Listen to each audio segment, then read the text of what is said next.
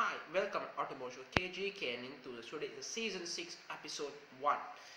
Before starting the show, I want you to hit the like button and subscribe to my show.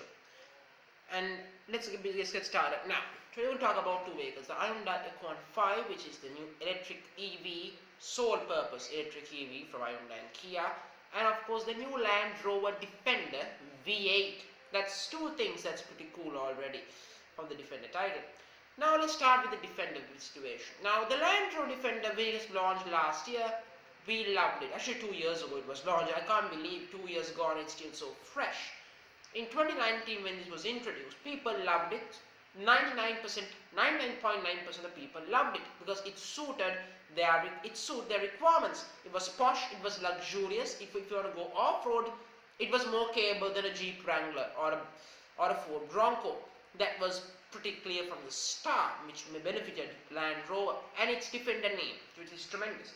And its air suspension and its interior made it work perfectly. But let's get other than the fact. One thing they loved even further was its engine choices. 4-cylinder turbo diesels. You got 4-cylinder diesels. You got inline 6 petrols, inline 6 mild hybrids. You have inline 6 diesel 4 cylinders. Now you have, and of course, a 4-cylinder plug-in hybrid, which produces 390 horsepower. Just so you know. But the engine today is the V8, the good old 5-liter supercharged V8, the bad boy of the Land Rover lineup. The engine that's used in the most exclusive of products. Used in the Range Rover Sport SVR, the Range Rover SV Autobiography long wheelbase, and of course, can't forget the Valag SVR. So it used in few vehicles, and that's very popular ones as well. That's no element of surprise here. But as you know, its horsepower ratings, 525 horsepower from a 5-liter supercharged V8, 149 miles per hour, 0 to 60 in 4.9 seconds. It's actually slower than the Wrangler, but in terms of top speed, it's a lot quicker, by a mile quicker than the Wrangler V8, which only does 99 miles per hour. That is actually a bummer, because I really thought the Wrangler is quicker than 99 miles per hour. It's a really disappointment there for some reason. But let's talk about price. It's available in 90 or 110 form, which means 2-door or 5-door form. And that would mean the prices will start from $98,000. And that is 3-figure money. But for that 3-figure money, you are getting interior that's worth, interior that's good, that should be in a 200 grand luxury limousine. That's how good the interior of the Defender is. So there's no surprise how good the Defender is. The interior and everything, the V8 package combined, now you're getting a truly brilliant luxury SUV. And that's the thing. And the styling of the V8 Defender is butch and muscular. And if you go black as the exterior color, it's going to look like a monster. And I think that's truly brilliant. Now, its arch rivals are the Wrangler V8. And that's pretty much it. There is no other rival within itself, isn't it? I mean, the Bronco doesn't have a V8 here, so technically meaning you are technically playing with the Wrangler V8. Compared to a Wrangler, this thing is million times better, and this might be the best mid-size luxury SUV in the world, even better than a Valag actually, because the Valag is more crossover. This thing is a rugged, it's a crossover with actual rugged off-road capabilities, and that's magnificent. Now, before we go for the next vehicle, I want to say this.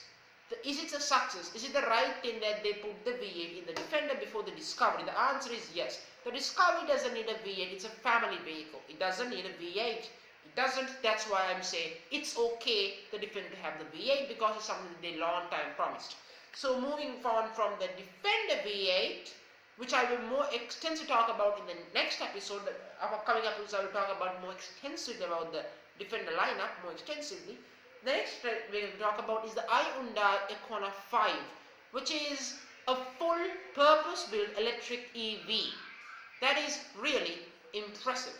Now, of course, it comes in 3 electric packages. You get a single electric motor with 168 horsepower and twin electric motors with 232 horsepower, or you have one with 302 horsepower. So that's pretty much like a VW ID4 or ID5 number. That's pretty impressive ID number. It's like an ID situation there.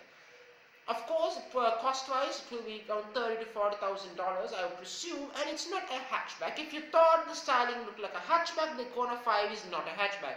It's a luxury. It's actually, in my terms, it's a compact luxury SUV. In the world, other people's world, it's a mid-size, which I don't know how, despite its wheelbase is not good as not nowhere near as a Palisade, but width-wise it is something. But let's get the main facts. Styling. I saw the Icona 5 and I have to admit it's one of the best looking compact SUVs ever, because it looked like the concept it was based on, and that's not something you see these days. When they show a concept vehicle, it never really comes into real life. But in the case of this, it does. The Qualify Hyundai, they were hugely inspired by the 1975 Hyundai Pony.